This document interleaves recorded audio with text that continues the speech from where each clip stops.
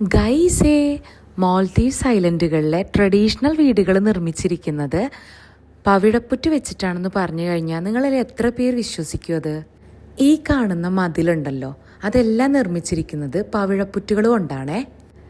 ദേ നോക്ക്, പവിഴപ്പുറ്റിൻ്റെ ഡിസൈൻ നിങ്ങൾക്ക് കാണാൻ സാധിക്കും ഇവിടെ. വെട്ടുകല്ലുകൾക്ക് പകരം കോറൽസ് ആണ് കേട്ടോ ട്രഡീഷണൽ ആയിട്ടുള്ള ബിൽഡിങ്സിലൊക്കെ നമുക്ക് കാണാൻ പറ്റണത്. നോക്ക്, എന്ത് ഭംഗിയുള്ള ഡിസൈനിലുള്ള കോറൽസാണ് ഇവിടെ അവർ കല്ലിന് പകരം ഉപയോഗിച്ചിട്ടുള്ളതെന്ന്. ആദ്യം വന്ന സമയത്ത് ഞാനിതൊന്നും ശ്രദ്ധിച്ചിട്ടുണ്ടായിരുന്നില്ല. പിന്നീട് എപ്പോഴാണ് ഞാൻ ഡിസൈൻ ശ്രദ്ധിക്കുന്നത്, അപ്പോഴാണ് ഇങ്ങനെയും ഐഡിയാസ് ഉപയോഗിക്കാം എന്നുള്ളത് മനസ്സിലായത്.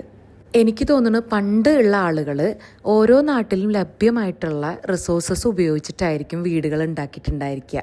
ഇവിടെ ഏറ്റവും അവൈലബിൾ ആയിട്ടുള്ളത് പവിഴപ്പുറ്റുകളാണ്. അതുകൊണ്ടായിരിക്കും അവരുടെ പഴയ ബിൽഡിങ്സിനെല്ലാം ഇങ്ങനത്തെ കല്ലുകൾ ഉപയോഗിച്ചിട്ടുള്ളത്. ഈ വിഷ്വൽ കാണുമ്പോൾ കുക്കിംഗ് ഇഷ്ടമുള്ള എല്ലാവർക്കും ഒരുപോലെ തന്നെ മനസ്സ് ശാന്തമാവേ കറിവേപ്പിലയാണ് കാണുന്നത്. ഇവിടെ ഏറ്റവും കൂടുതൽ കറിവേപ്പില മരങ്ങളും മുരിങ്ങ മരങ്ങളുമാണ് ഉള്ളത് കേട്ടോ. എവിടെ തിരിഞ്ഞാലും കറിവേപ്പില മരങ്ങളുണ്ടായിരിക്കും.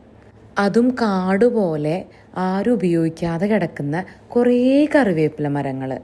ഒരിക്കൽ ഞാൻ എൻ്റെ അമ്മയെ വിളിച്ച് വീഡിയോ കോൾ ചെയ്തത് കാണിച്ചു കൊടുത്തപ്പോൾ അമ്മ പറഞ്ഞു, എൻ്റെ വീട്ടിൽ 4 മാസമായിട്ട് നട്ടിട്ട് ഒരു കറിവേപ്പില മരം പോലും മര്യാദയ്ക്ക് വളരുന്നില്ല എന്ന്. അമ്മേൻ്റെ ആ സങ്കടം കണ്ടപ്പോൾ എനിക്ക് മനസ്സിലായിട്ടോ, ഇവിടുത്തെ കറിവേപ്പില മരങ്ങൾക്ക് എന്തോ പ്രത്യേകത ഉണ്ടെന്ന്. ഇന്നത്തെ വൈകുന്നേരം ഇതെല്ലാം ആസ്വദിച്ചാണ് കേട്ടോ കടന്നുപോയത്.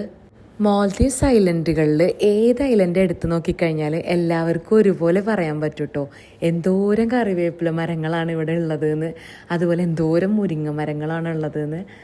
ഇതുകൂടാതെ തെങ്ങും വാഴയും അതുപോലെയുള്ള എല്ലാ മരങ്ങളും ഉണ്ട് കേട്ടോ ഇവിടെ. പക്ഷെ മുരിങ്ങയ്ക്കും കറിവേപ്പിലയ്ക്കും പ്രത്യേക സ്ഥാനം തന്നെയാണ്. ഇന്ന് തമിഴക്കാട് വക അടിപൊളി പരിപ്പ് വടയാണ് കേട്ടുള്ളത്.